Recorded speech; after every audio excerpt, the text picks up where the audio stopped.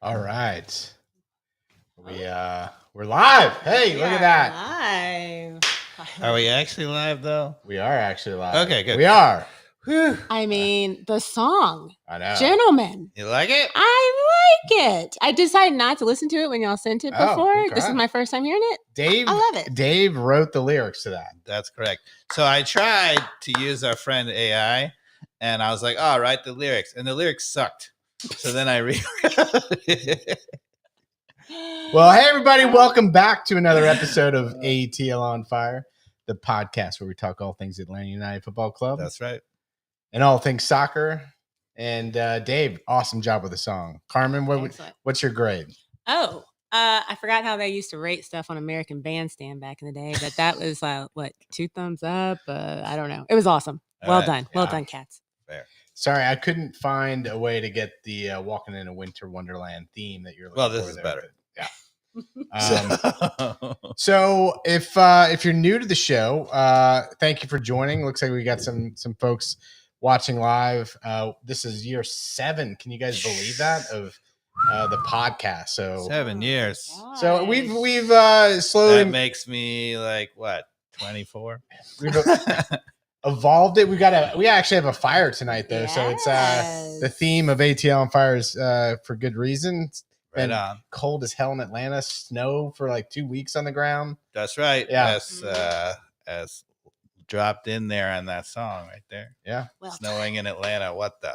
Well done. Well, that's just because the world is a little upside down as Atlanta United writes itself. So Dave, going into year 7, as we've matured or been more immature as a podcast, like how do you see this year going? We've done a lot of analysis of games. We obviously talk about each game that happens and predictions that are going to happen in the league. What are some of the things you want to maybe mix in this coming year?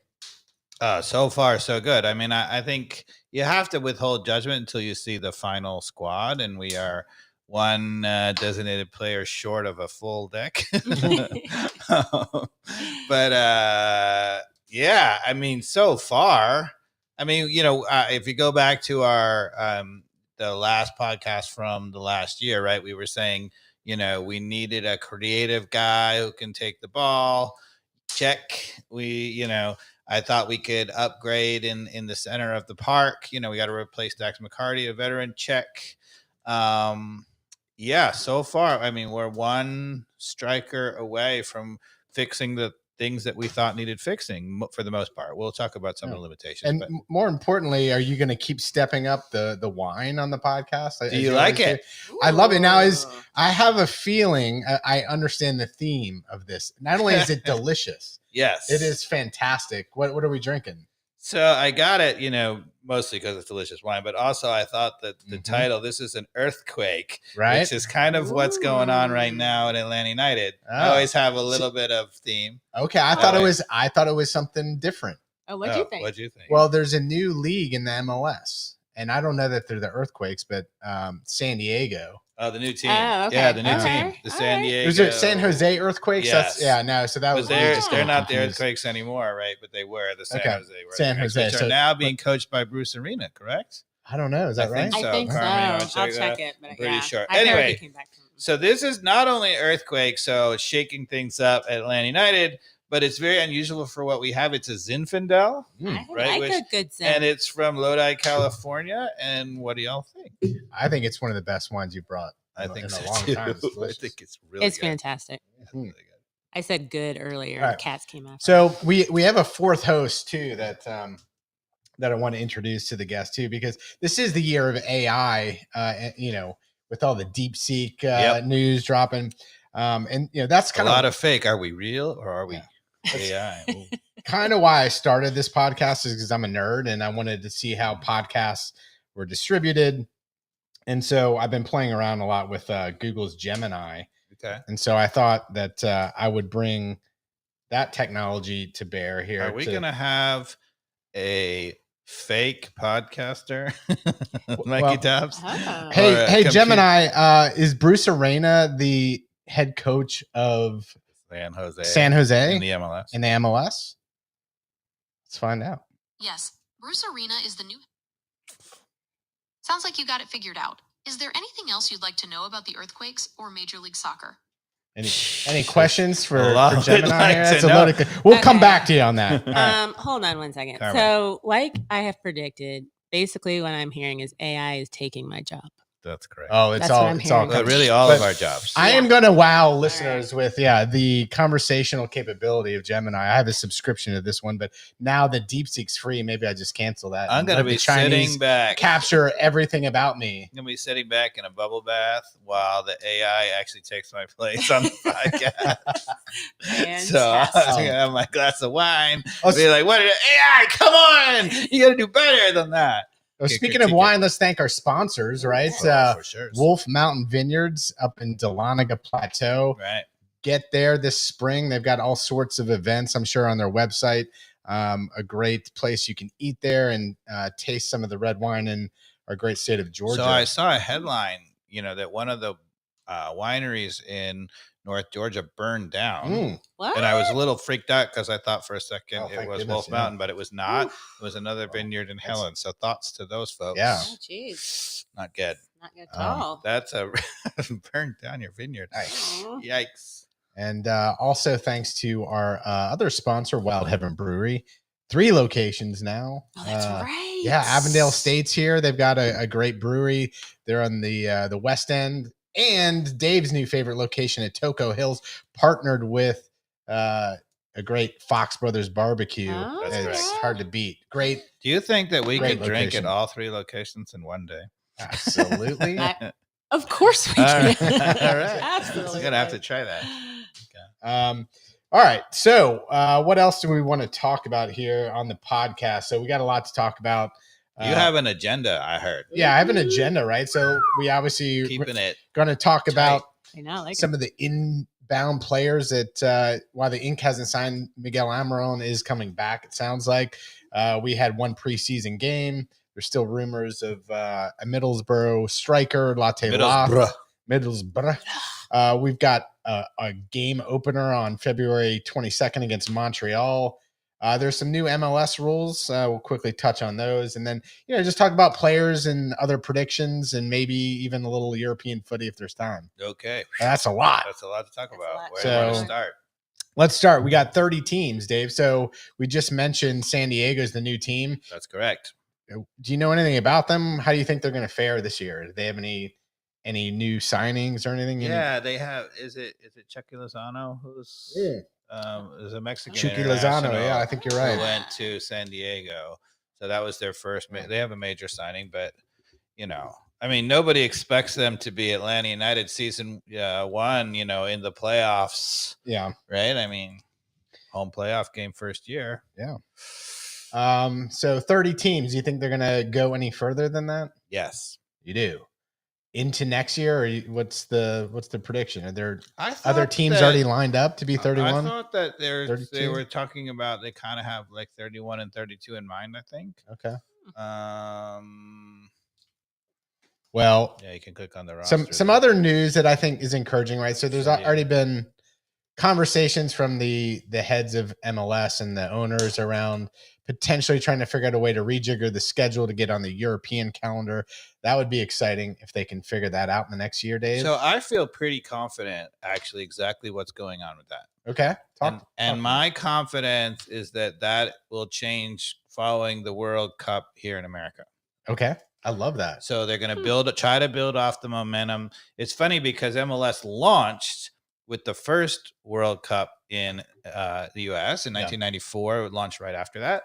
And now we've come full circle, World Cup coming back. And I think they're finally decided MLS is in a good enough shape and it's going to go back to the European calendar. And I'm going to predict, bottle of wine, bet if you want, that it's going to happen exactly right after the World Cup. I stopped betting bottles of wine with you. And I still owe you guys a bottle. I still owe you guys a nice. I was telling Leah. two, sir. I was going to run out and get, Two two went bottles. double or nothing. I did. And it was double, not nothing. Yeah, it's going to happen. It's going to happen. I promise. I'm not going to welch on the bet. Maybe to get some of this. That's good. So in addition to the schedule, hopefully following your prediction, Dave, of shifting to European schedule, post World Cup. That would be fantastic. Yep. MLS is also slowly showing signs that they're going to maybe try to get away from all these weird restrictions that have protected the league historically on Wait. TAM, GAM. My heart goes out to Tam and Gam. Yeah, TAM and How GAM. can we lose? But- how can we lose them? But- At least to deal with other leagues with the, a little bit more similarity. You're the Tam and Gam guy. Does it make a difference? I think it will over time as we move to more of a cash-based system where we're not talking these monopoly terms. Carmen, Mikey Dobbs says it's going to make a difference. So it's Okay. got to make a Yeah. difference. It's gonna make a difference then. So yeah, the cash for players trade. So here's the big thing is clubs are allowed to acquire up to 2 players and trade up to 2 players per year for cash. Clubs may convert. But right now, it's only within the MLS, correct? I don't That's what I heard. know for sure. I thought it was. We need I thought it Gemini. was with. Gemini. I thought it was with any. Well, yeah, we could go to Gemini here. in a minute. Come on. And I think it's too breaking. It's going to fail on that. But anyway, the other big thing. Mikey Dobbs with no confidence in the Yeah. AI. Well, we Come can on. see how much better it gets. We could ask Yeah, her. ask her. See what happens if she blows I'm not it. gonna look. All right, I'm not gonna let's- try. to let's look If it she up, so. blows it, that's Yeah, her let's- problem. Let's see. Let's see what it's got. If she's like, I don't know, Hey, Mikey Dobbs. Gemini, what can you tell us with the new MLS transfer rules for cash? Does that apply to leagues outside of MLS? The new MLS transfer rules are definitely a big change, but they only apply to teams within Major League Soccer itself. So if What? you're talking about leagues outside the US, those teams aren't affected. Okay. Okay. Well done, Dave. This Now- bitch over here, Gemini. I'm gonna need her to calm down. Yeah, she's gonna calm down. Don't my put her new- up against any legal documents. It's my She new can- nickname, Gemini. She can crush Come on, people. terabytes of legal documents in seconds. Yeah. Now, Sorry. the other good thing about this too is for the players, they get 10% of the fee transfer. Actual so, money in the actual transfer money. fee, like for reals. Yeah, so Ah. that's the Like other what? big part of it. Yeah, that's good. All right. So yeah, that's it on that. Okay. And speaking of transfers, Dave, any big news on that seems to be truthiness and an For us? old Atlanta United player maybe coming back, a 10 that the song was about. What are your thoughts there? Mickey Almiron. Yeah. Mickey Almiron. Okay, so there's some debate out there on some big time Atlanta United followers on Twitter. One of them was saying, love to have Miguel Almiron back, but are we sure that we're getting a good player? And the answer is yes. Yeah. Absolutely, we are getting it. He just turned 30. No, just. I think he turns 31 in February. No, I think he turned 30. Uh-oh. Should we ask Gemini? See, this is where. Oh my goodness. Anyway, all right, I'm gonna keep Anyway, ask her. sorry, my phone keeps locking up on me here. Hey, when does Miguel Almiron turn 31? Miguel Almiron turns 31 on February 10th, 1994. Well, see, there's a fail, right? That's when he was But born. yes, he was born in 1994. So Okay, if yeah. it's fair, so it's coming up on 31 in February. In February. 31. That's correct. Okay. Anyway, but the bottom line is he's not old. No. Right. Mm. And honestly, Newcastle has kind of, they've built, bought a bunch of good players and blah, blah, blah. But, if he wasn't at Newcastle, he could still be at a very good European side. Yes. Like he could still be starting at a very good Right. European side. I see the last things I've seen of him, I see no sign that he's not a super quality player in MLS. Right. Now, And if keep in mind, he's not going to be asked to carry the whole burden of the team. We have Saba Lubenice, right? We have Miranchuk. We have Silva. All of these guys creating. We they have other people with pace. we have Cleach. Yeah. Right. There is not like a burden on him to be the sole guy, right? Yeah. This is going to be an attacking team. Yeah.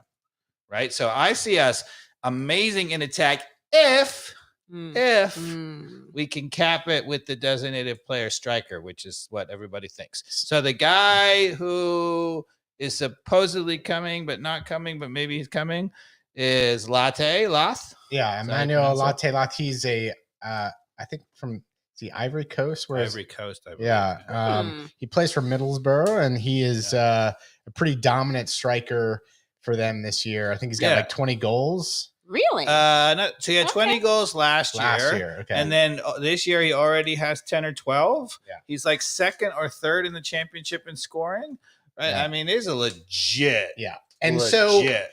And he's only 26. So it sounds like, right, like the tough part here is they don't want to give him up because they're in the run for promotion, I think, in the championship, if I'm not mistaken. And right now they're sitting, I think, in a playoff spot. And there's only like a week, right, for them. We've got the bid in now, which is 20 million. Yeah. And it would be by far the biggest transfer. By in far MLS the biggest history. transfer. And reading between the lines, Carmen, when I read kind of some quotes from Michael Carrick, who is the owner, the manager. Yeah, he was just saying, like, look, this time of year, when there's things like that, you never know what happens right up until the deadline. Mm-hmm. But that is certainly a substantial fee that has been put forth. Right. And so I think another club is going to have to come in and be willing to pay that. Because my hunch is, right, he probably wants to play in Europe. So it's going to take another European club to match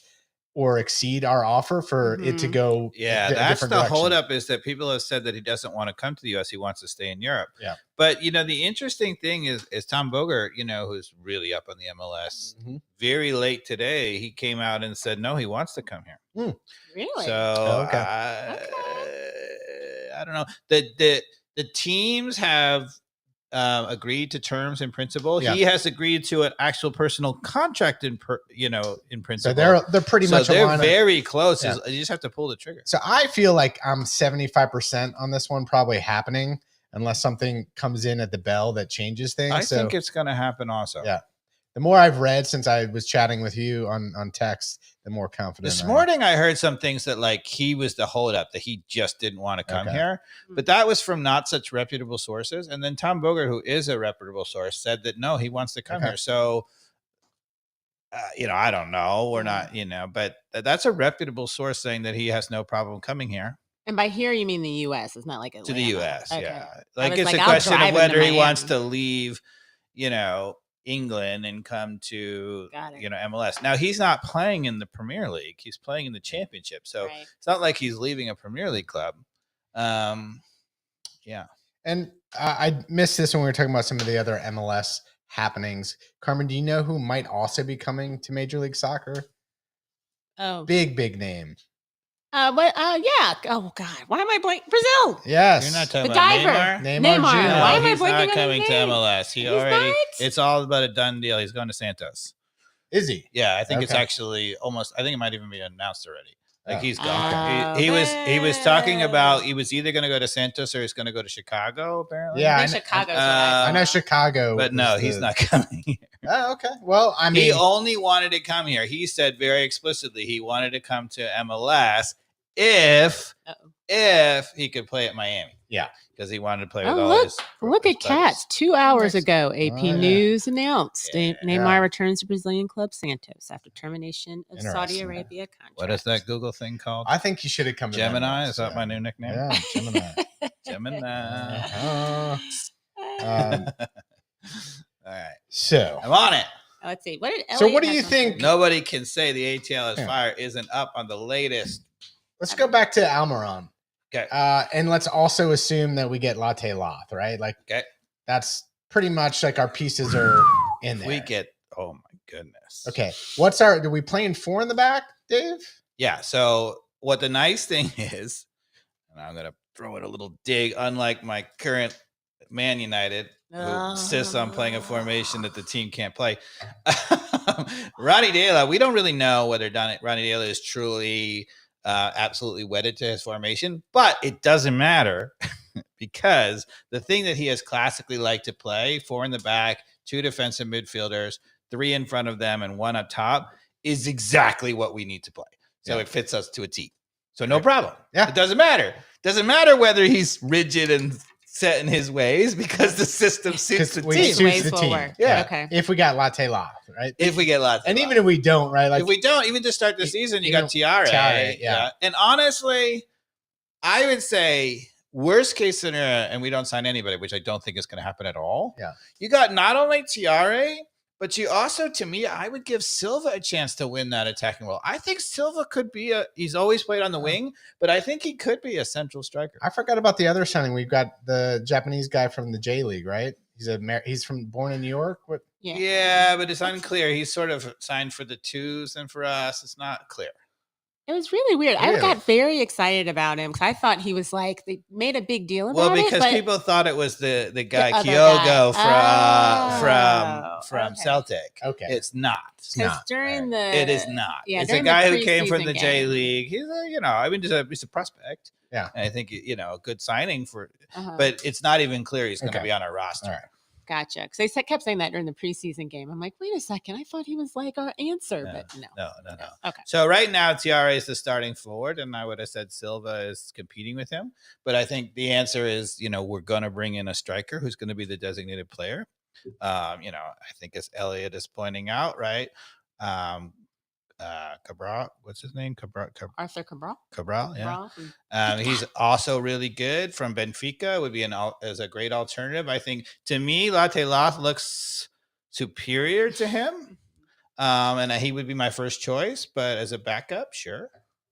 But I think we're gonna get Latte Lath. So, and that's the guy. I mean, he is a proven goal scorer at 26. He's quick. He can finish. He's the whole deal. He'd be coming in his prime. He'd be coming in his prime, and with that team behind him, he would score bucket loads. Miguel Almrion would be doing this with him. Yeah, a little heart. Back Love to the Joseph, heart. but we don't need him. We just Joseph's with Bruce Arena now. Oh, that's right. San So Antonio. talk about resurrecting a career. If anybody can resurrect his career, it's Bruce Arena. Yeah. Anyway. He's still got the brains on how to outsmart some people. And he can hit the bejeebies out of a ball. Yeah. Yeah. All right. So to me, our attack, especially because we have the guy we haven't talked about is Cleach. Yeah, that's Right? right. I mean, you said he's left-footed. He's left-footed. And this is a classy player. I mean, a classy player. This guy played for Leeds for years. I mean, Leeds was a championship team, not a Premier League team, but he was a star on that team. Yeah. He came to MLS as a big name signing as a designated player for DC, and he was a bust. He had 10 or 12 assists and a team that couldn't score except for Benteke on his head. Uh-huh. And that's a bust. Yeah. If he gets 10 or 12 assists on this team, forget it. Yeah. I mean, and not only that, but he also, you can see the one touch, the movement. He can tackle. He can go box to box. Yeah. And he is a for real signing. yeah, and if he was at Leeds all that time, he's going to be in shape. Just He has by in his nature. entire career, he has been super fit, can go. He is strong. He's never relied on pace per se. Just he's got a motor, but not like he doesn't got to run by anybody. Right. Him and Miranchuk and Saba and Almiron. I mean, MLS has not seen the likes of that kind of, I mean, it's going to be a bit like Miami, I know. Like that's what I'm saying with Latte, Almiron, Miranchuk, Cleach. Then you got Sleece, two Polish internationals behind our two attacking weapons. And I've then said from you got day Saba one. and Miggy out wide. Are you kidding me? Like And not only that, it's balanced. It fits. Nobody is a square peg in a round hole, right? I mean, it fits. yeah. So our weakness is still the center backs. Yes. So do you let's think- talk about the back. Do you think we're gonna get anything before closing? We pretty much locked on players. at I this point. have heard nothing, Yeah. which makes me believe that we're going to sit tight. Yeah. I think that they were trying to unload Luis Abram. Yes, it did seem like there was And some without being able to unload him, they can't get another guy. So I think the idea was that if somebody made a bid for him, that they would try to get an upgrade solution. right. And nobody wants him. Aw. Yeah, for good reason. Yeah. So, but honestly, I don't know. Maybe the coach can figure something out with his abilities, but yeah. So what I was going to he certainly digressed last year, big time. Yes. I think you mean he regressed. Yeah, but regress. yes. Thank you. I knew You Cats couldn't let digress. that go. I knew you couldn't let it go. I'm infamous for. That's there you go. There's fine. another example of getting it all wrong. Yeah, and honestly, in the back, right? The left back, right? The new left back, Amador. Right? I mean, he looks super classy. He looked great. Mhm. Stian Gregerson can really play. I mean, all you have to do is get them to be much more aggressive. They don't even have to be that good in the back, because you should have, with the two, Sleece and Cleach, the Polish, connection, protecting the back four, and you can be aggressive out of there. If the coach doesn't do stupid things tactically, if you literally just let them stay in the back, we will be at minimum mediocre defensively, and that's enough. Yeah. I'm so excited. So I said it, from the very beginning when we were talking about last year, right? The problem that we were going to have is we were going to get designated players that were attacking. I said, to me, I still thought we were two really good designated players away from being a really great team again. Yep. Right? I'm like, honestly, if you give us back the guys we lost, right, then we automatically would be a really good team again. So that's, kind of what we got, right? We got Miguel Almrion as a great replacement, right? So the question I said is, okay, we're clearly not going to get a designated player in the back. We might get an upgrade, but probably not a huge upgrade. And so the question is, can you upgrade just through coaching? Yeah. And, so let's go to the scrimmage, because we'll talk about what I saw.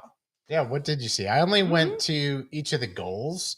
So I saw the goal that we scored, which was a header from one of the younger players on the field who got up on a corner kick, I think it was, and nodded it in. Yeah. And then we quickly conceded 2.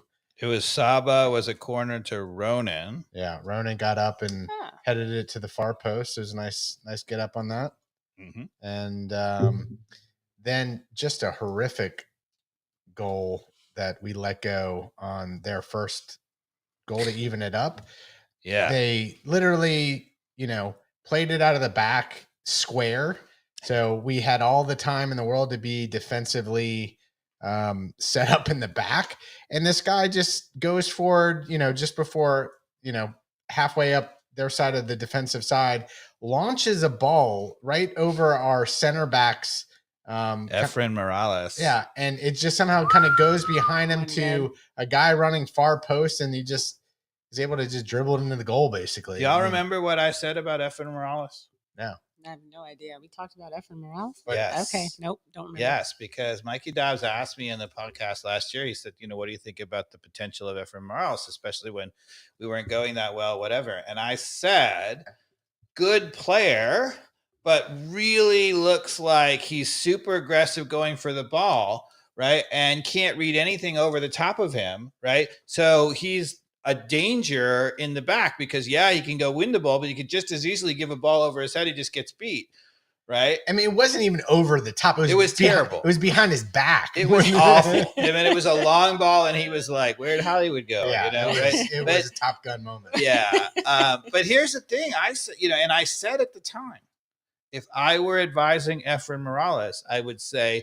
convert to defensive midfield, because defensive midfield, you want a guy always being aggressive, going around and going tackling. I think he looks strong. He looks like he can play well with feet. He's got 2 good feet.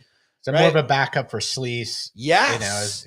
That's what I would say to Efren Morales. If you're listening, go play defensive midfield. He looks to me like a classic defensive midfielder, not a center back. He's masquerading as a center back, but he's out of position.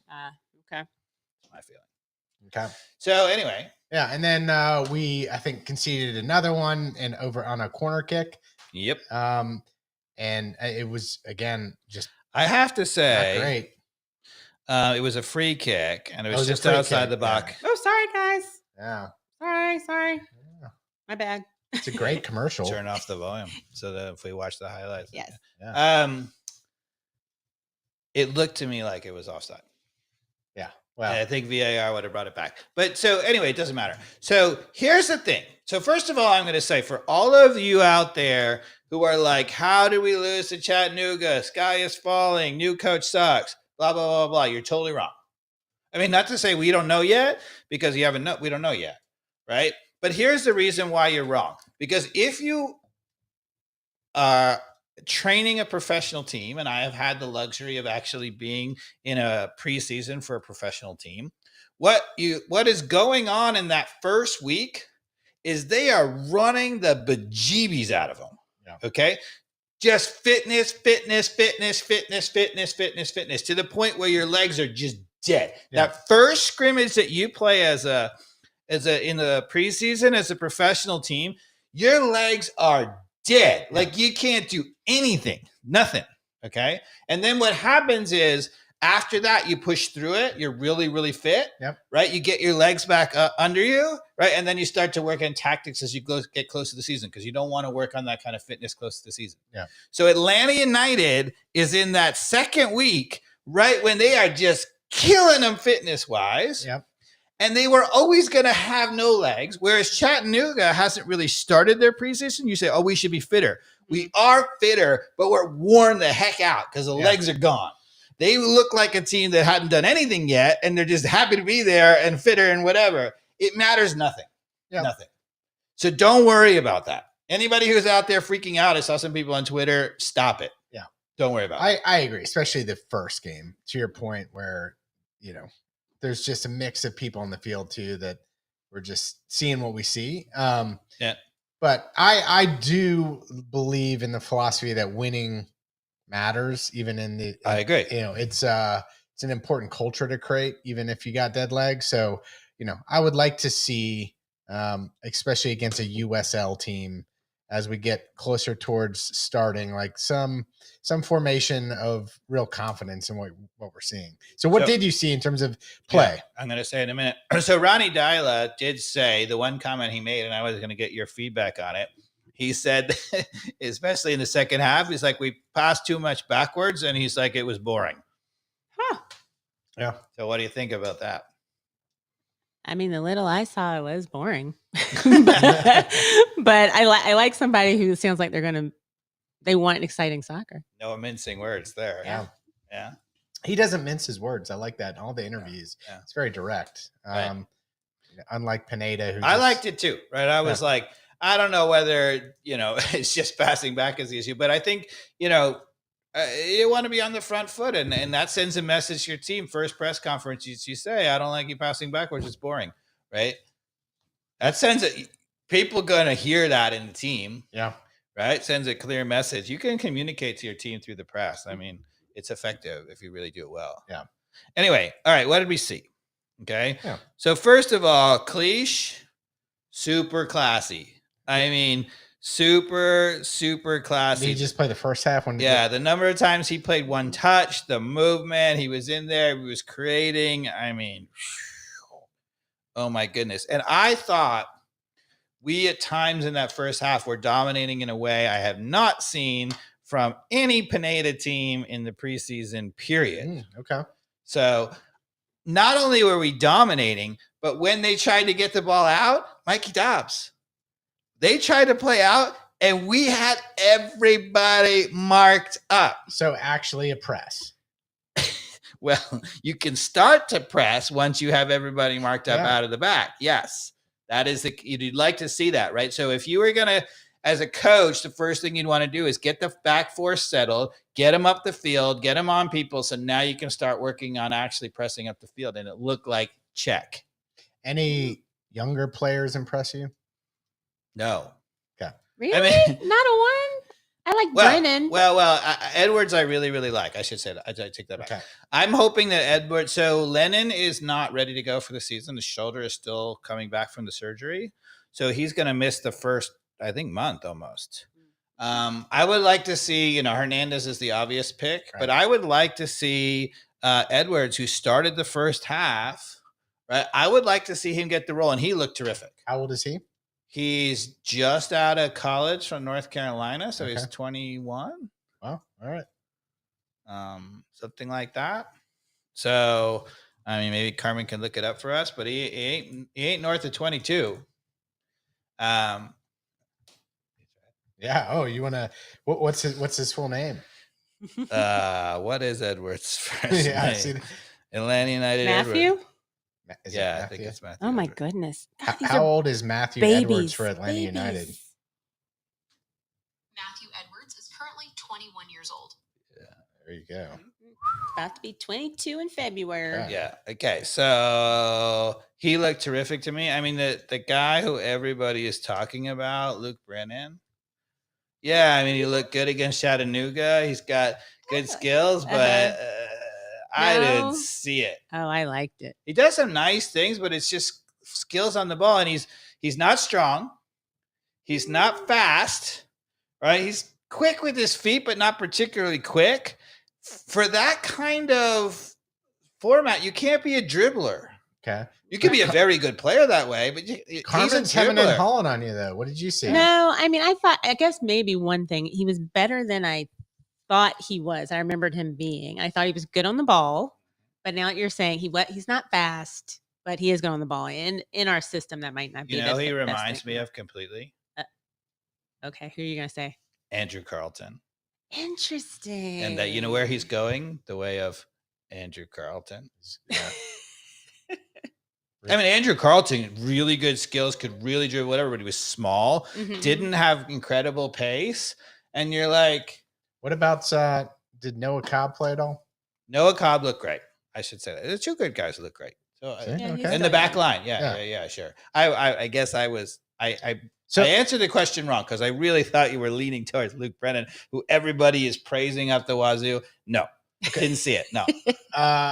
now I mean, he looked great. Luke Brennan looked great in this game. I'm not trying to say that, but he showed me nothing that translates to MLS. you've Gotcha. seen Now, I can see Luke Brennan, to me, do we give him a chance? 5 minutes left to go in the game. Everybody's tired and he can, get in there, whatever. But sure. I mean, he could be a very effective player for us. But it doesn't look to me like a starter in the MLS at all. Gotcha. Now, if you were to pick starting center back next to Gregerson game one, is it Derek Williams or Noah Cobb? Well, I mean, Derek Williams of last year, heck no. Okay. But what I don't know is Derek Williams has clearly a natural instinct to back up, right? And he drops off and he kills you. You cannot press and a team with Derek Williams. Yeah. Awful. So many people looking at Derek Williams and they say, oh, he's so good because you're watching the ball, people. On the ball, one-on-one in actual situations, great. But so many times he causes problems for our defense because he's not brave enough or not confident enough to go up and challenge for the ball. He's a strong physical guy. He's a strong physical guy. There should be no way. You should just get up there on people's backs. So there's two possibilities, Mikey Dobbs. And Gregerson's fast enough to cover behind him. Right. One possibility is that the new coach will come in and he'll just teach him. Say, get up. And he just hasn't been taught. Yeah. The other possibility is that he's not teachable, and that's who he is. And I don't know the answer. Noah Cobb seems to me like he can do that. He's much more brave about it. He looks, I think, long-term like a much better player than Williams. He looked a little bit young and immature last season. He made some mistakes. Is he like it's got to be like 24? 23 at most. Oh, yeah, I didn't think 24. Okay. So the other thing that I saw, Mikey Dobbs, I was looking for a couple things. So first of all, how are we going to play the two? How old is he? At 19, he'll be 20 in July. Is that right? Oh wow! Yeah, Jeez. young. Okay. Love that. Yeah. So and for a back, that's incredibly young. Yeah. The backs tend to be a little bit. Yeah. So he's 19 years old right now. Okay. So you can be high on him with his ceiling. Yeah. I am very high on him as a ceiling. If he has a good coach, it could get and he can play beside a guy like Stian Gregerson for sure. I'd love to see him starting. Now, do you want to start with him and Edwards in a back line in MLS to begin? It's a lot of mistakes early, but but they should be protected because what I was just going to say is Sleaze and Cleach really know what they're doing. Right. And I was a little bit, I feel like Sleaze, who's clearly younger and more mobile, could be given license to go left, right, and everywhere. It's clear to me that at least in this first thing, right, they didn't play together, but De La is going to have the two in front of the four. They're side to side. So it's a double pivot. Okay. But that's okay if it's done well. And Cleach clearly in the past can tackle and defend enough to do that. Right. And those guys play have played enough internationally to have a little When bit of done mercy. right, it's amazing. Because when done right, what it means is that you have the flexibility and freedom to either go forward off the ball or to be aggressive up the field challenging because you have the other guy sitting in. But it has to be done right, because if you do that when the other guy is all the way up, which we sometimes did, particularly with Fortune, like, ole, their whole midfield is gone. Yeah. Right? You can't do that. Not in a professional team. It's just a disaster. So that's one thing. The other thing I saw and I was a little bit afraid of, I heard that Dela was really interested in having his backs be compact in the middle, like pinching in. I'm like, oh, no, really?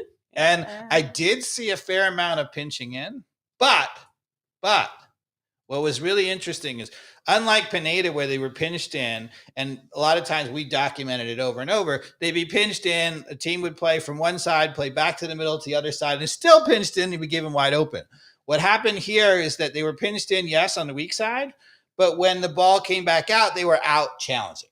So I am fine with that as long as you go and adjust when you're ball side. Yeah. What drove me nuts is that when it ended up being ball side, we were pinched in. We were giving them like as if that's not a dangerous space out there. Fine, you can have the ball and have all day to cross on us. And I'm like, come on. In the modern era, no. No. So it's ball side. They're closing down the space. Yeah. you're saying. So, All right. so all that looked good. And the other thing that looked a little different, Guzan was playing much further out of his goal when we were in possession. Interesting. He was playing so as if we're going to play a high line and they're going to be called on, to get it, which I think Carmen is using the right face. That worries me. Yeah. Because with his age, he could be seeing sometimes where ball over the top, he comes out, gets there late, last man back, sent off. Yeah. We'll see though. Brad had one of his best seasons ever last year. Yeah, but it's still, you have the age where your brain is thinking you're faster than you really are. The cliff is coming. I love Brad Guzan in that role normally because he used to read it really well. Yeah. But Brad Guzan's like almost 40. Yeah. Might even be 40. He is. What is the Colonel saying? Colonel's saying Lath might not happen? Something happened in the last couple hours? Well, we were saying it might not happen. Yeah, it might not happen. Might not happen. Sure. That's for sure. But I am we are not privy to the inside information. But I mean, I was reading up on it in the last 24 hours at least. I might be out of date this afternoon. But again, from what I've read, it seems like Atlanta United's offer is very competitive at 20 million. Sure. Again, it would be groundbreaking. And so a team like Middlesbrough is going to have to accept that at the end of the day, unless somebody else comes in and outdoes it. Mm-hmm. I think it's done unless some other EPL teams, Villa comes in and says, "Hey, we need a striker," and or whoever it is at the close of the window. Uh-huh. I think that's the only way we don't get him. And he's currently injured right now, so I think he's probably out for like a month. I don't know that it helps us, but it may change. An EPL team is going to need somebody to come in right out of the gates. Okay. Where we can wait a little bit. He can be a little slow to hit because he's got to get his visa. Probably wouldn't be able to start anyway with all the hoops he's probably got to jump through anyway. Right. So I don't know. Like I said, the Colonel may have some news if you do put it in the chat. The other thing I would say is, so Lath came off in the 10th minute this past weekend with a bit of a groin strain. And I think that works for us because if Middlesbrough was hoping upon hope, like, look, we got to keep him because we have to stay in this race. He's probably going to be gone, not long, but like a good 3-4 weeks with that probably. And if he is, they're thinking, okay, what's the point? Let's cash in. Yeah, so I think that helps us. Okay. I don't know. Just speculating. Reading Michael Carrick's comments, it was kind of like, we don't want to lose him, but we'll give it up for that amount of money. That's what I read. Show me the money. We're like, we're a championship team. We're not going to pass up $20 million. Yeah. Write that check, Uncle Arthur. Gone are the heady days when Middlesbrough was buying World Player of the Year from Spain. What was his name? Spanish guy. They had two great players on that classic Premier League Middlesbrough team. And I think we're going to see that with 30 teams in the MLS. And as we slowly start to see owners be more aggressive, like Arthur Blank obviously has a blank checkbook and will trust what. I see what you did there. I know, right? But I think that, even like Chicago, right? I think that, they were going after Neymar. They were going to have to write a big number. I think we're going to see more MLS teams go after the younger player, like the 25, 26-year-old, like Latte Lath, who is a really good player in the championship. And I think that'll change some of the dynamics. So it doesn't have to be a South American player. Okay. I mean, we'll see that as well. But Dave. Yes. Looking at the season, knowing what we know now, and let's just say we do get Latte Lath, where do you predict Atlanta United will land in the Eastern Conference this year with a new coach, Miguel Almrion, and all the other pieces that we've talked about? Early predictions. Early prediction before we even see any other preseason games. Like, where are we? Well, so first of all, you got to put it in context, right? Because in the East, Mendieta, who I was talking about, the Middlesbrough friend from Spain, I think he was coming off a World Player of the Year. I think so. Anyway, or at least like top 3. He's like Gemini Plus. Anyway, so you got to put us in context, right? So first of all, the East is by far the loaded side, right? Still, I think. So obviously Messi has gone nowhere. Any team with Messi has to be considered the favorite, really. Yeah. Is Miles Robinson still with Cincinnati? Miles Robinson still with Cincinnati. Yep. They're still loaded defensively. They've had all kinds of problems, though. Lucho Hernandez has not shown up for preseason. Okay. So that's a big problem. He wants out. Yeah. But defensively, they're going to be tremendous. And coaching-wise, they're really still strong. And you got to figure Columbus, right? Cucho Hernandez is still there, right? The coach, Wilfred Nancy, is still there. I mean, I really thought it killed them when they lost the young American in the center midfield. But in the middle of the year, that really hurt them. And we talked about the Columbus Crew problem, right? Because, you're selling the guy who makes your midfield go in the middle of the year, and they really stumbled because of it. Yeah. Now, I still thought they were going to win the title, but anyway, so those 3 teams still look loaded. Yeah. Right? Nothing happened to them, right? So, Atlanta. So you got to start with Atlanta United figuring, sort of best 4th. But Miami does not have the best goalkeeping. What do you think about their new coach? Calendar's okay. He's okay. I think he was a problem at times for them. Without Tata Martino, though, that's a big loss. And they're having already. That's what I'm saying. The coach, the young coach. So, who was you know how they ran Chris Henderson out? The guy who ran him out, they just ran him out. Okay. Right. The general manager. Yeah. So, yeah, that's not a good way to start the season. Yeah. It seems, I have a feeling there's a little bit of turmoil in Miami. I think, you know who covers a lot of turmoil?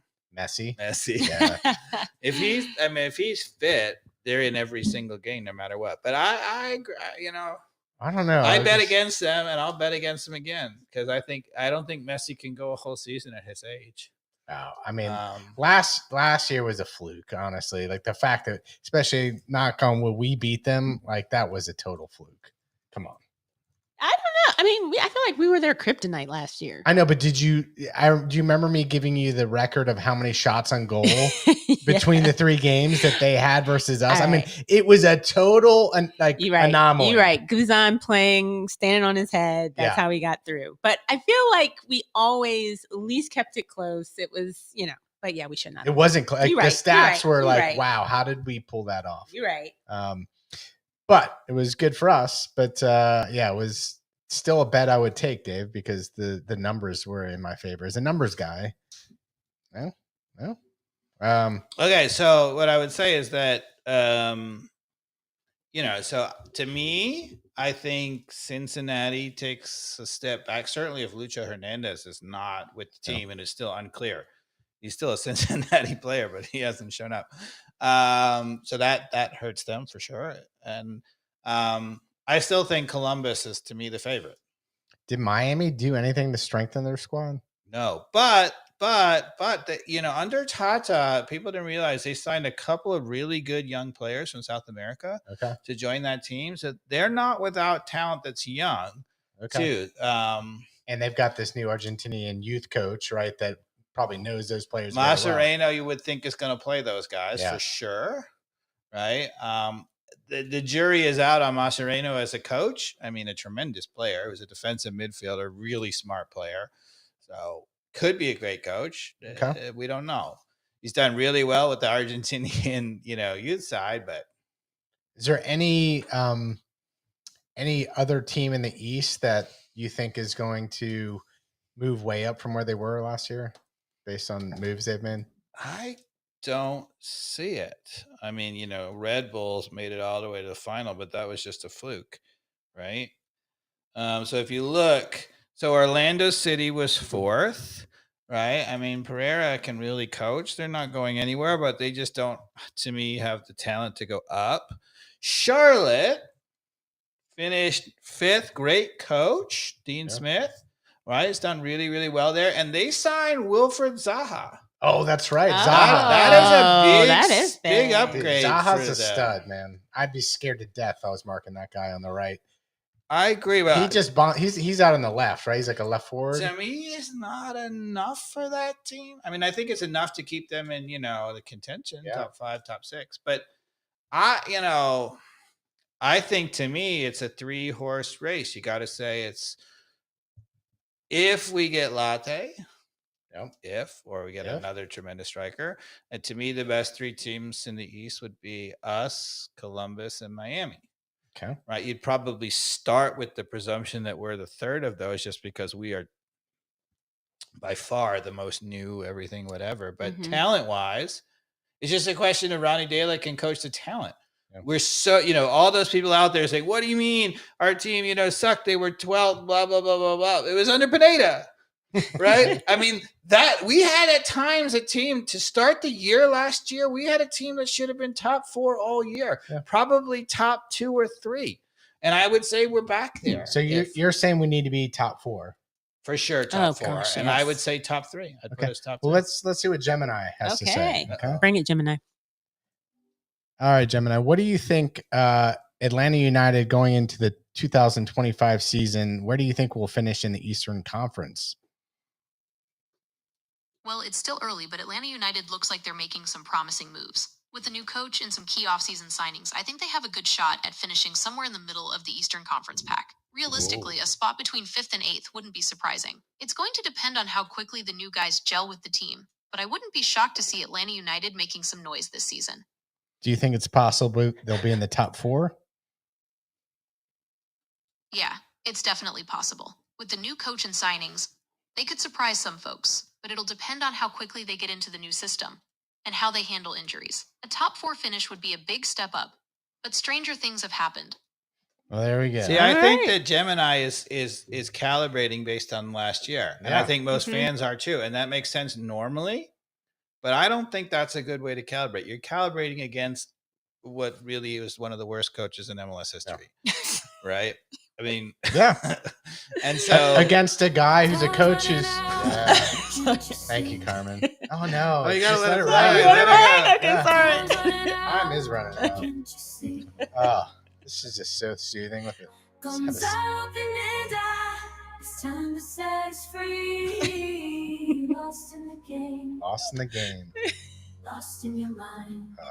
Atlanta United needs a new coach. This is my best AI song I've ever made. No more excuses. No more delays. So Ronnie Dyla, though, 6 league we haven't talked about championships. Dyla So let's go to Dyla, right? He's got all the credentials of being a winner. He wins and he wins and he wins. It's Dyla, correct? Dyla. Yeah. Ronnie Dyla. You regressed and were saying Dela earlier. I know. You caught it, but I corrected myself. I don't know. There's a couple times there. I know, but I got back to Dyla. It's spelled Dela. I know. It's just pronounced Dyla. Anyway, sorry, Ronnie. But anyway, he can coach. Yeah. He clearly can coach, right? Yeah. I mean, everywhere he has coached, he's done well. He did well at Celtic. He did well with New York City FC. Won a title, MLS champion. Nothing any better than that. And then he did well in Europe. He did with 2 different Belgian sides. Like, and it's not it's not difficult to see how important coaching is, and especially being a huge difference maker. I mean, just take a look at Kansas City, the Chiefs. Who's coaching that team? There's very few NFL coaches, right? Like Tomlin, and then there's Andy Reid, right? People forget that Andy Reid was a terrific coach in Philadelphia too. They finally got rid of him only because he went to the NFC Championship X number of years and couldn't get to the Super Bowl. But dude, he just kept getting them in there. He made like 12 out of 26 seasons. He's made like the conference championships. Yeah, he can really coach. Yeah, he might be good. And don't get me wrong. That's my point. Is Patrick Mahomes is the next Tom Brady GOAT. Yeah. But who knows what he would have ended up being without an Andy Reid the worst from day one that Mahomes has ever done is the conference championship. Do you know the worst he's ever done is trying to spike the ball? Well, can't do everything right. I know. Yeah. Yeah, that guy is. He's even good in commercials. I know people will say that's not true, but he is pretty good in commercials. He's pretty good. He's just a little bit overused. It's crazy to believe that he will almost, because I would say obviously with 7 Super Bowls, Tom Brady's the GOAT. Yep. But man, Mahomes is already getting there fast. He's getting there fast. Even if he gets like 6 that fast, like there's easy argument that Mahomes is better than Tom Brady. Especially with a 3-peat, man. That's something else. I think they're going to lose, though. Fly, birds, fly. Let's go, Eagles. I think Philadelphia is going to beat them. Yeah, that'd be great. Now, I think Philadelphia is a better team. Now, does Mahomes and do they get it done? Maybe, right? Because they got a great coach and a great quarterback, and that's probably enough. But I think Philadelphia is the better team. Yeah. I think, Andy Reid's a better coach. Yeah. I think Kansas City. Sometimes a better coach beats a better team. Andy Reid is going to be hard to beat. A lot of times. You can see how well Andy Reid coached in that game too. I mean, you just felt it. Yeah. Which is why, going back to MLS, right? You got to say the favorite is Columbus because they have the best coach. That one play where they just brought everybody on Allen when it mattered most. Yes. I was like, they just held that. He just held that in his pocket. Spagnolia. It was also the coordinator when the Giants won the Super Bowl. Damn it, we let him go. All right. So, do we want to talk more Atlanta United, more Dyla? What else? Well, what I would say about Dyla is that his record is terrific. I mean, we're gonna, until I've seen a guy up close and personal watching his team day in and day out, I can't really say. But his record is certainly terrific. It was a terrific hire. We were really disappointed that Lagerwey seemed to only be looking at guys with MLS experience, and we were like, it just totally limits you. We're going to get a crap. They got a guy with MLS experience. You got the one guy probably. Yeah. But and again, we talked about this already, but it is so clear that the search did not land on Dyla. He fell in their lap. Yeah. Because he was when Lagerwey was talking about all the coaching options or whatever, he wasn't available. Right. They had talked to him before, but he was already taken. He was not available. He was coaching in Saudi Arabia. It's just that those nut jobs fired him after 5 games because they're nuts. Yeah. What are you going to say? And by the way, his record there was like 5-3-2. I mean, he had a winning record. Yeah. Oh, really? Yeah. Nut jobs. Yeah. They just have so much money. They're like, wow, we got it. Well, and they probably, he pissed someone off or whatever by saying something too real or whatever. And they were like, oh, no, you don't, fly. But anyway, it probably had nothing to do with the play on the field, in other words. Right. It's just or he won a big game and got in his skibbies and they're like, we can't do that here. Didn't he do that in the MLS? What did he do? The championship for New York City. I missed this. Okay. Anyway. I'm all for coaches and skibbies. Yeah. So European football. Now your coach who had a winning record, Anaheim.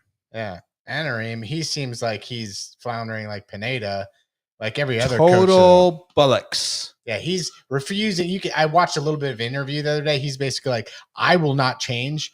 The players must follow my rules, and once they do, So you can tell it's just the definition of insanity. Don't let a good system get in the way of relegation. Yeah. I mean, like, seriously? Yeah. I mean, there's one thing you have your system and you want to get to your system, right? Yeah. But if you're going to get relegated first at Manchester United, you are not going to be around long enough, Anarim, to be put in your system because you're going to get sacked. Yeah. And his system for this players sucks. I mean, it sucks. It sucks. It sucks. The 3 back are really good, right? But here's the problem. In the Premier League, maybe got away with it in Portugal, but in the Premier League, they are outmatched in every other aspect of the game. They don't get anybody forward, right? And because they have 5, when we're on defense, we have 5 guys back. So when we win the ball, when you have 5 guys back, how many players do you play besides a goalkeeper on the field, Mikey Dobbs? Oh, there's 10. 10. You play 5 guys back, that leaves 5, right? So you got 1 striker, you got, 3, 4, but they don't have anybody to go to because they have nobody to go to. Yep. And by the time those guys get up the field, there's nobody to go to. And here's the kicker. Here's the real kicker, right? If you're playing 5 in the back all the time, right? Yep. And you're sacrificing when you win the ball, you're down a guy in the midfield all the time. And when you win the ball, there's unlikely to be a guy available to get out. You have to say, all right, well, but at least we are going to kick some freaking, butt defensively. Nobody's getting up the field against us. That doesn't happen. We have not had a shutout yet. Yep. And those guys are giving up goal after goal with 5 guys back. So they're just getting in their way. They're looking at each other and doing nothing. Well, it could be worse. You could be a Wolverhampton fan like me and be fighting relegation, and you get the blessing of a free red card against Arsenal. You're up 10 men with like a half a game plus to play, and you still manage to lose. Can't even get a point. Can't even get a point, Dave.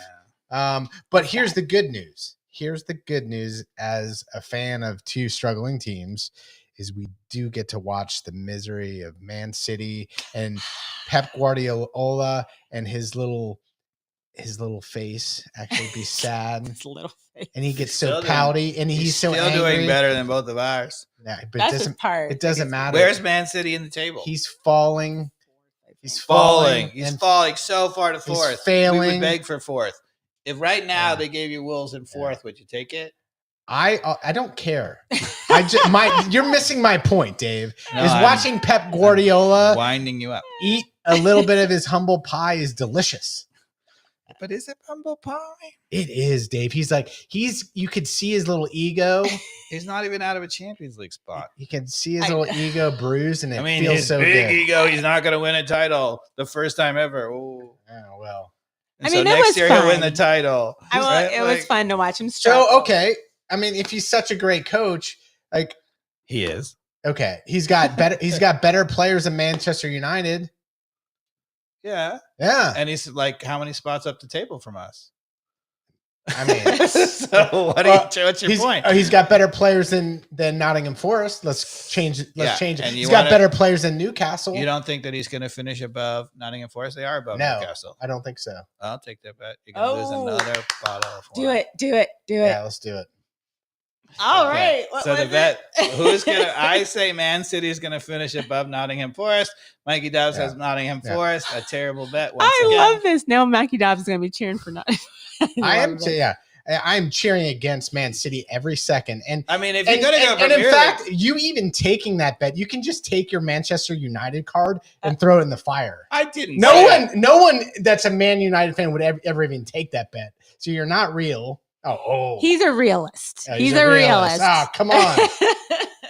So, yeah. The guy who is killing it, I mean, the team that's killing it, the guy who's killing it, Tyler Adams at Bournemouth. Oh, that's right. I mean, Tyler Adams, who couldn't Good stay call. healthy. That's a good And pick. I have said from all these people who are like, Tyler Adams, he's not a good, whatever. It is true that he's not good when he's sitting on the bench. But when he is healthy and he is playing all the time, that guy's a baller.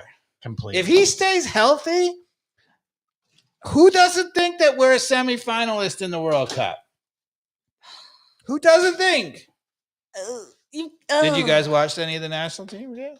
A little bit. Pochettino with second class players is beating the pants off of people. Costa Rica 3-0. Yeah. Stephens looks good too. And by the way, Zach Steffen back in goal, He looks even good. though he can't pass the ball, and so he's gonna be terrible. he can't play with his feet. What is wrong with that guy? Well, he can save the ball. That's what and I that's He's a his great job. shot stopper. No, but at the international level, we're going to need him to play with his feet, dude. I don't know. Maybe. Just keep the No, ball. in not there. maybe. He's a head case. I'm still worried to death about that Really? guy. Yeah. He's better than Matt Turner. I don't know. I don't know that I Matt agree with you Turner's at all. sitting on the bench all the time. What a Yeah. terrible move. Now, again, I have said, Feels good to be disagreeing. with you, Atlanta Dennis. United, loan move for Matt Turner because he's not starting. He's not playing. He needs to play to be in the World Cup squad. Get him on a loan back here. That's the guy. That we can agree All on. right. I love like it. that idea. Yeah. There you go. Okay. You mean after Guzan retires after this year? No, right now. Yeah. Right now. Right now. Yeah. Minutes for Turner needed. Yeah. That's I mean, Mikey Dobbs correctly pointed out, what's the missing link, right? Is we didn't upgrade the goalkeeping position, right? true. So, And also, you mentioned Tyler Adams, but come on, Captain America is playing out of his pants too. Holy crud monkey. he's Pulisic? playing that. Yeah. Pulisic, awesome. Weston McKinney, awesome. Weah, awesome. Yeah. Um, Moosa's getting in good minutes. Musa, what a ball did he make? Did you see the ball that he I made? did. Yeah. Oh my god! And what you may call it at PSV, right? Oh yeah. Dest. Yeah, no. Dest The is at striker, the PSV, striker right? who's scoring all the goals at PSV. Pepe. Pepe, Yeah. Ricardo Pepe Ricardo. is lighting it up. All right. And Maybe then the Saints. now add a good coach to the mix. Which we did, Yeah. right? It's So possible. we've got Jedi. Who now This is is probably the best left back in the Premier League. yeah, he's they were talking about that on ESPN FC. Like he won the American Player of the Year, right? Yes, Right, Yes, he which did. I like and dislike because I think Pulisic I'm about to say probably it. deserved it. Okay. Yeah, But he always wins it. It's yeah, but he always wins it, and so Gotta spread it around. Pulisic probably thought Yeah. it was cool that, yeah. that he Right. got it. That's right. kind of how he is. Okay. Did you watch the documentary on Pulisic? No, it's good. Ooh, okay. He's from Hershey, Pennsylvania. Yeah, I he like is. He eats lots of Hershey kisses. There you go. But here's the thing, right? You look at the squad, right? So, I mean, the question mark really is in the center back. And I think, so Miles Robinson played well. I mean, I He think had some sketchy Zimmerman moments. is good too, but is he going to be a little old at the World Cup? I mean, we really would like at least another fantastic center back. I'm not sure about the European center backs for us. But at the right back, I think Joe Scally is fine. I think that Sergiño Dest is, attacking option is great. And then up above that, Tyler Adams sitting behind Weston McKinney and probably like a Musa guy, an amazing center midfield. Mhm. And then all of the firepower, right? All the setup player, Weah, Pulisic, even Gio Reyna, who hasn't done that, whatever, but is still a talent, right? Are they going to? He needs to go somewhere else, right? Where is he? He's said still at Borussia. Is he Dortmund, really? yeah. Okay. And Sitting on he's the bench. sitting on the bench. All And right. then even now the strikers, Ricardo Pepe is looking much, much, much improved. He looks like he can score goals for sure. Balogun is a decent player, right? Mhm. It's a squad, particularly in the midfield with Pulisic and Weah and some of the attacking guys in front of him. We have a squad. Yeah.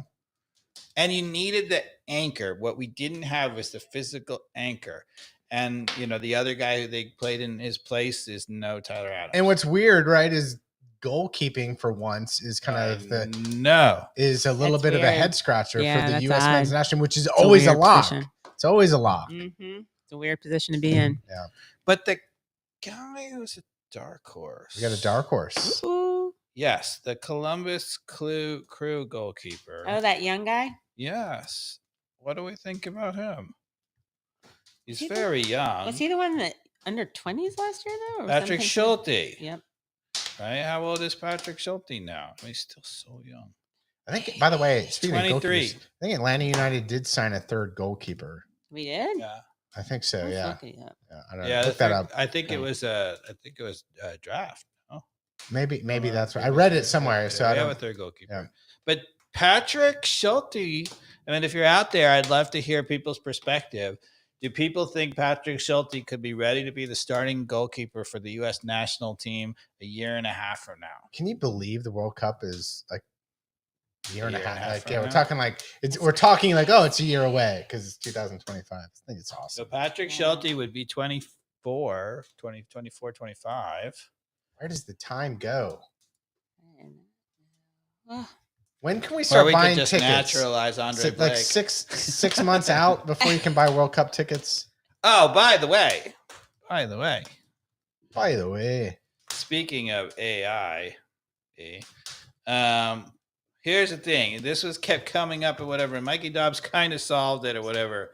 So, are you ready? A goalkeeper fanatic, Carmen. What's going got an on? Andre Blake. In this past year, okay, Last year. Philadelphia played 34 matches. Andre Blake played exactly half of them. Okay. You want to know the record with and without Blake? All right. What was it? Okay. Okay. With Blake, 9, 4, and 4. Okay. That's a 53% winning percentage. All right.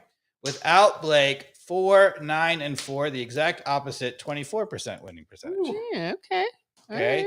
That is a 30% winning percentage difference with just a goalkeeper. Right. I remember I kept saying that I thought Andre Blake was single-handedly keeping Jim Curtin's job. Yep. And the reason why we shouldn't sign Jim Curtin as a coach is because I think he's a little overrated because Andre Blake keeps bailing him out. Last year, the statistics Evidence. bear it out. All right. Evidence. Okay. So, yeah. So, and that, Thank thank you, wasn't Gemini, it was the other. That was Gemini. Oh, it was Gemini. Okay. Okay.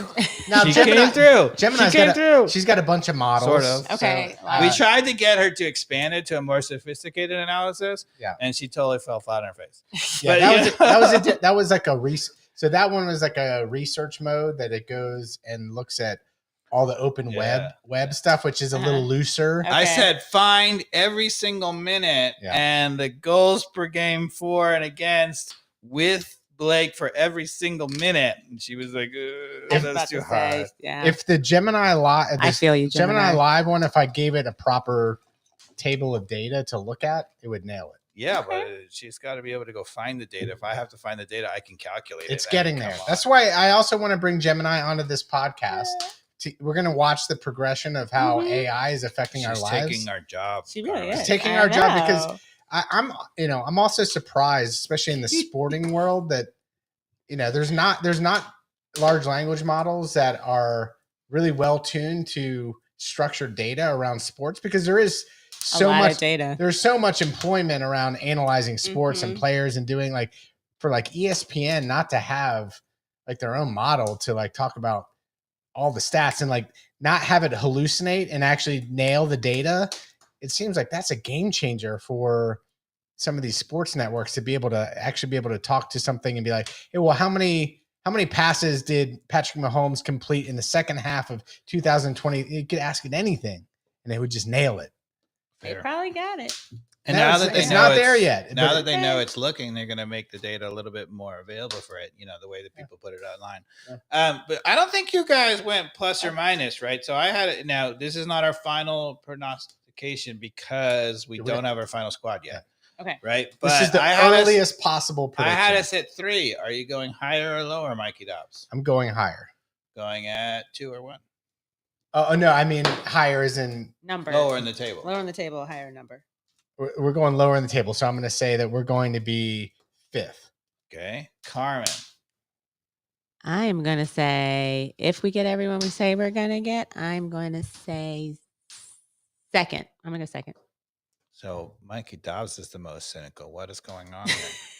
I told you the universe is upside down. I'm being cynical because I have to see it. I'm so jaded now at this point. Yeah. 2018 was a long time ago. Yeah. That was a long time So, ago. and I've seen. But we have all a the coach. We have a coach, but I haven't seen whether Coach he's going makes to. all the. I know, but I difference in the haven't world. seen him coach yet. So I want to see a game or two to recalibrate. But I don't know whether Ronnie Diala is going to be phenomenal, but I think at minimum he's going to be average, above average. Yeah. And I think we very well may have the best squad in MLS. Yeah. If you're above average, it should finish top 3. Yeah, no, I think anywhere between 3 and 5 is probably the sweet spot. Okay. 3, and that doesn't mean we can't do better. I'm just saying like that's probably where we're gonna land. That's probably about right. Just because it's tough. It's a lot of teams. Let's see. Elliot says 5th. Elliot's with me. Elliot's with you. She would take Mikey Dobbs' side. But again, I wouldn't be shocked at all if we were Mikey 3. Dobbs just gonna owe me another bottle of wine for his stupid Nottingham Forest bet. Come on. There's a chance. I kind of like. No, I don't. I was trying. I was trying real hard. Hey, look, it'll be. Carmen almost gave you a chance to win the bet. No, but that wine is going to taste super sweet and bitter like Pep's face. Well, first of all, if it happens and we're still down to you owing me 1 bottle of wine, we're going on 3 bottles of wine. Right. When we get to a case, then then we got a problem. I know. Well, I like it. have we talked about it all? I think so. I think we have. I think we have. Well, thanks everybody for Should we listening play to again? the first podcast of 2025. If you have not subscribed to our YouTube channel, please do it. It is www.youtube.com/@ATLonfire. Subscribe, ring the bell, follow us on Twitter. It's got all the information on there @ATLonfire. Thanks for listening, everybody. Welcome home, Miggy.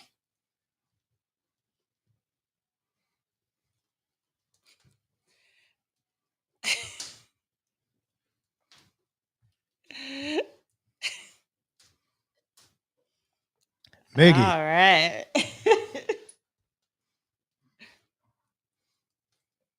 I'm done with the snow.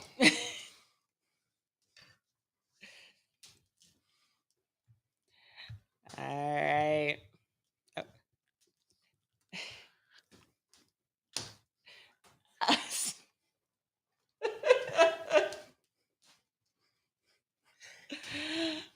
Miggy.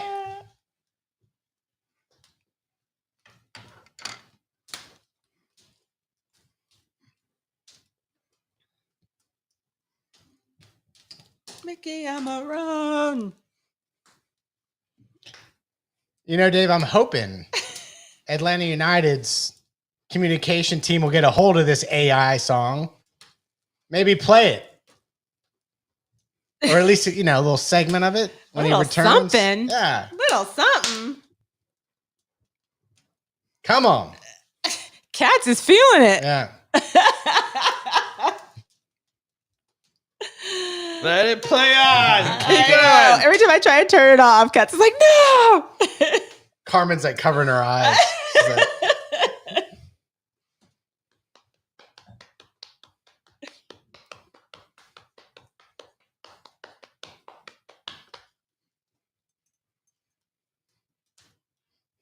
ooh, check that out.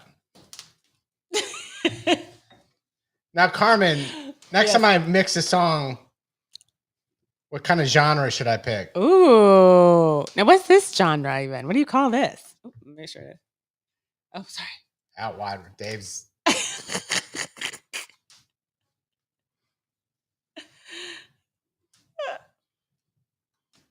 The one and only Miguel Almiron.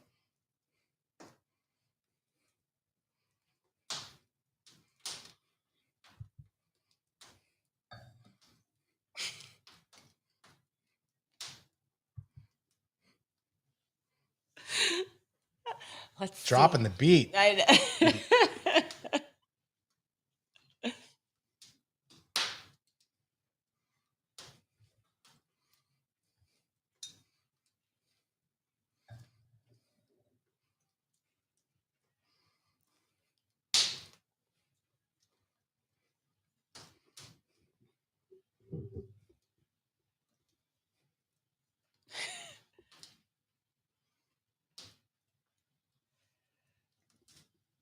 That's a banger, Dave. That's nice a lyrics. banger. Yeah. So, So long. February 22nd, get to the home opener. Let's sing that for Miggy. Thanks for listening, everybody. You say it? Oh, I do it, coach. Yee-hoo. Football is life. Football is life. Thanks, everybody. Danny Rojas. Bye, guys. Danny Rojas.